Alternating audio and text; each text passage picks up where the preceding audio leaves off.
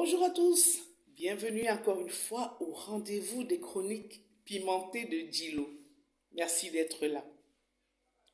Rien ne remplace une mère, même si elle n'est pas à la hauteur. C'est une phrase qui m'a bouleversée parce qu'elle est poignante, elle est forte, puissante. Rien ne remplace une mère, même si elle n'est pas à la hauteur. Alors, c'est une phrase qui a été prononcée par Clark Gable, alias Capitaine Butler, à Vivian Leigh, donc alias Scarlett O'Hara, dans le célèbre film que vous connaissez, vous avez deviné ce film-là, Autant en emporte le vent. Je l'ai revu il y a quelques semaines et j'ai encore été bouleversée. Juste une anecdote qui va étayer mon argumentaire tout au long de cette chronique pimentée de Dilo. J'étais dans un taxi et un chauffeur de taxi a insulté un monsieur en lui disant « ta maman ».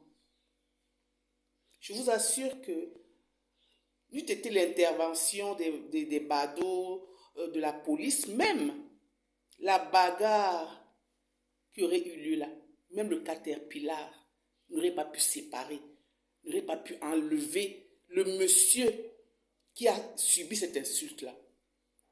Ta maman. J'ai demandé au chauffeur de taxi, mais pourquoi vous insultez ta maman? Pourquoi pas ton papa? Et il m'a répondu, parce que ça ne fait pas mal. C'est quand on insulte quelqu'un, ta maman, que ça fait mal. Donc c'est vous dire l'importance même d'une maman. Et le mot est faible.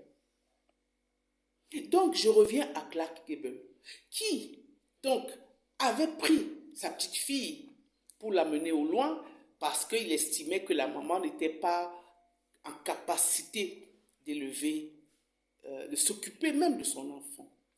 Et une nuit, justement, sa petite fille se réveille et elle dit « Je veux ma maman ». Elle réclame sa mère. Alors, Clark Gable était interloqué.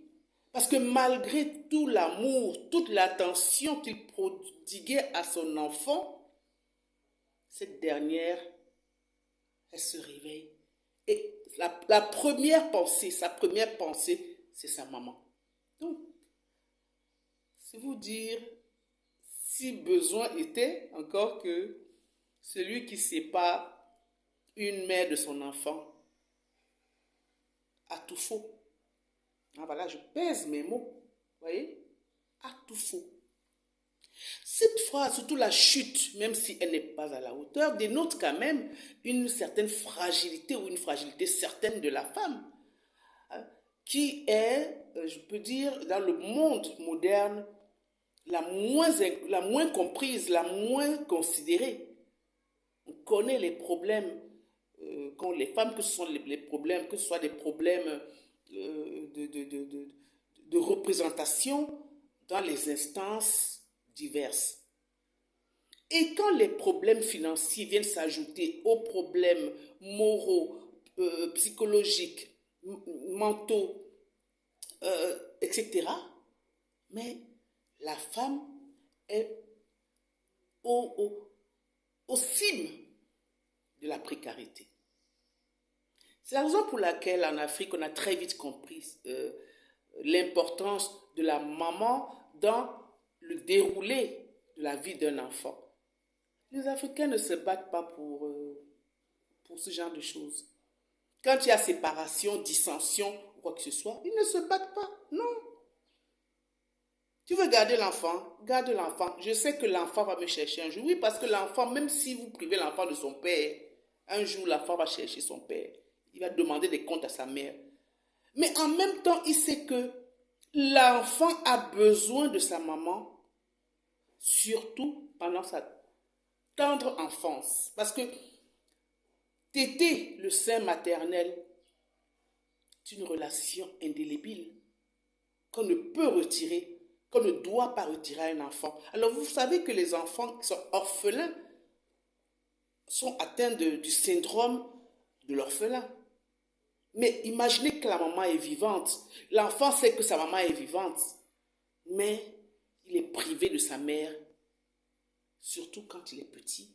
Ça laisse des séquelles indélébiles. D'ailleurs, on le voit tout le temps sur les enfants qui n'ont pas eu l'amour de leur mère. Il y a toujours un manque quelque part.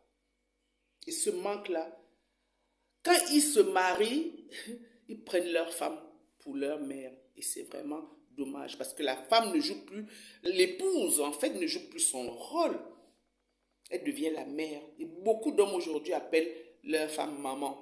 Bon, ça c'est autre chose, mais quand même, votre femme, votre épouse n'est pas votre mère. Bref, la femme comme ça, depuis sa plus tendre enfance, connaît des problématiques qui ne sont pas prises en compte. Hein. Dès la petite fille, vous savez, il y a les menstrues, il y a aussi les seins qui poussent, etc. Il y a des bouleversements hormonaux. Après, elle accouche. Et quand elle vieillit, quand elle prend de l'âge, il y a également la ménopause, dont on ne parle pas assez, mais qui peut être un moment très très difficile pour la femme. Et malgré tout cela, eh bien, la femme, c'est elle qui continue à se battre, qui continue à porter la famille. Donc les Africains ne se battent pas pour ce genre de détails. J'allais dire que d'ailleurs notre ancestralité est claire. Hein. Avant, les femmes, chaque femme avait sa case et les enfants vivaient avec leur mère dans leur case. Les enfants même étaient reconnus par la mère. On parle même de lignée matrilinéaire. Oui, les enfants chaque enfant était dans la case de leur mère. Ils jouaient dans la cour, tous ensemble peut-être, mais chaque enfant savait reconnaître le chemin qui mène à la case de la maman et le papa avait sa case centrale. C'est vous dire que les Africains avaient déjà compris cela. Et l'Africain moderne, même dit moderne, ne se bat pas pour ce genre de choses parce qu'il sait qu'un jour, l'enfant va le chercher. Et même pendant que l'enfant est avec la mère, s'il y a séparation, s'il y a des dissensions, s'il y a des différends, eh bien, on peut toujours s'occuper de son enfant. Mais priver un enfant dès sa plus tendre enfance de sa maman, j'allais dire que c'est même criminel. Oui. Non, l'Africain, il appelle, il dit, tu veux ton enfant, tu veux garder ton enfant. Maman, il appelle seulement ses copains, il dit position. Maman l'a dit qu'elle veut garder son enfant, il n'y a pas de souci. Il ne discute pas ce genre de choses. Ben oui, mais enfin, être africain, ça se mérite. Ça ne se décrète pas. Ça ne se déclame pas. Oui, c'est dans les gènes, c'est l'ADN même. Toutes ces civilisations-là qui ont montré leur force, leur puissance et surtout leur, comment dirais-je, la quintessence même de leur pouvoir. Alors, quand j'ai dit ça, je dis simplement que j'ai un livre de chevet qui s'appelle l'encyclopédie du savoir relatif et absolu d'un écrivain qu'on appelle Bernard Werber, que vous devez connaître. Il a parlé de l'instinct maternel. Est-ce que nous, en Afrique, on ne se prend pas la tête pour ce genre de choses. On sait que la maman élève son enfant, elle l'éduque avec vraiment en accompagnement le papa, il n'y a pas de souci. Mais les 30 glorieuses en Occident, hein, vous savez, en France et tout, il y a eu des bouleversements notoire dans l'éducation même des enfants. Et donc, un de mes livres de chevet, l'encyclopédie du savoir relatif et absolu de Bernard Werber, où il dit, permettez-moi vraiment, il faut que je vous lise ce passage-là. Il est un petit peu long, mais il est important pour comprendre comment les cultures, en fait, sont différentes. Quand vous allez ailleurs en Europe, tenez compte de la culture de l'Europe. Et quand vous êtes en Afrique, on tient compte de la culture africaine. Écoutez-moi ça. C'est très vivifiant. Il dit beaucoup s'imaginent que l'amour maternel est un sentiment humain naturel et automatique. Rien de plus faux. Jusqu'à la fin du 19e siècle, la plupart des femmes appartenant à la bourgeoisie occidentale plaçaient leurs enfants en nourrice et ne s'en occupaient pas. Les paysannes n'étaient guère plus attentionnées. On a mailloté les bébés dans des langes très serrées, puis on les accrochait au mur, pas trop loin de la cheminée, afin qu'il n'ait pas froid. Le taux de mortalité infantile étant très élevé, les parents étaient fatalistes, sachant qu'il n'y avait qu'une chance sur deux pour que leurs enfants survivent jusqu'à l'adolescence. Ce n'est qu'au début du XXe siècle que les gouvernements ont compris l'intérêt économique, social et militaire de ce fameux instinct maternel. En particulier lors des recensements de la population, car on s'aperçut alors du grand nombre d'enfants mal nourris, maltraités, battus. À la longue, les conséquences risquaient d'être lourdes pour l'avenir d'un pays. On développa l'information, la prévention et peu à peu, les progrès de la médecine en matière de maladies infantiles permirent d'affirmer que les parents pouvaient dorénavant s'investir affectivement dans leurs enfants sans crainte de les perdre prématurément. On mit donc à l'ordre du jour l'instinct maternel. Un nouveau marché naquit peu à peu, couches-culottes, biberons, lait maternisé, petits pots, jouets. Le mythe du Père Noël se répandit dans le monde. Les industriels de l'enfance, au travers de multiples réclames, créèrent l'image de mère responsable et le bonheur de l'enfant devint une sorte d'idéal moderne. Paradoxalement, c'est au moment où l'amour maternel s'affiche, se revendique et s'épanouit, devenant le seul sentiment incontestable dans la société, que les enfants, une fois grands, reprochent constamment à leur mère de ne pas s'être suffisamment souciés d'eux. Et plus tard, ils déversent chez un psychanalyste leur ressentiment et leur rancœur envers leur génitrice. Fin de citation. C'est extraordinaire, hein? Toute cette organisation économique autour de l'enfant est quand même assez particulier. Or, en Afrique, aimer ses enfants, s'en occuper, c'est toujours quelque chose d'originel. On n'a pas besoin d'en faire tout un plat. Et c'est toute la famille qui s'occupe de l'enfant. Autant la mère que la grand-mère, que les tantes, les cousines, l'enfant est entouré. L'enfant n'a pas de problème dans ce sens-là. Tout le monde s'investit. C'est aujourd'hui, avec la société dite moderne, que les gens veulent copier ce qui se passe ailleurs.